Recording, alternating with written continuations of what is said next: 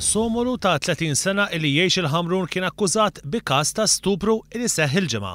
Is-Somolu ġie akkużat li żamm persuna ta' sess femminili u li kommetta attentat vjolenti għal pudur tagħha billi uża vjolenza sabiex iġiela tagħmel affarijiet kontra il-volontà tagħha. Huwa kien akkużat ukoll li kaġunala feriti ta' natura gravi u li rrenda ruħu riċediv.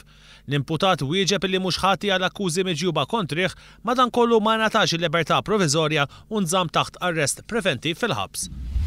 F'każ ieħor raġel ta' 40 sena mill-Ghana u li jgħix fiċ-ċentru miftuħ ta' Ħalfar kien akkużat li l-ġimgħa fil-Belt Valletta ħepp u kaġuna feriti ta' natura ħafifa fuq żewġ surġenti tal-Pulizija.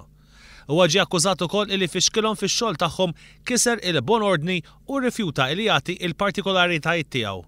L-imputat wieġeb li huwa ħati għall-akkużi miġjuba kontrih u ngħata sentenza ta' 6 xhur ħabs sospiżi għal sena. U f'każ ieħor raġel ta' 45 sena minn Birzebbuġa ġie akkużat illi l-ġimgħa f'Birzebbuġa beżza illi se juża l-vjolenza kontra 3 persuni. Huwa kien akkużat ukoll illi għeddet jew inġurja żewġ marixxalli tal-qorti u li juża kliem oxxen fil-pubbliku. Kien akkużat ukoll illi mobdix l-ordnijiet tal-pulizija u li kiser kundizzjoni tal-qorti. L-imputat wieġeb mhux ħati għal akkużi miġjuba kontrih iżda ingħata il-ħelsien mill-arrest.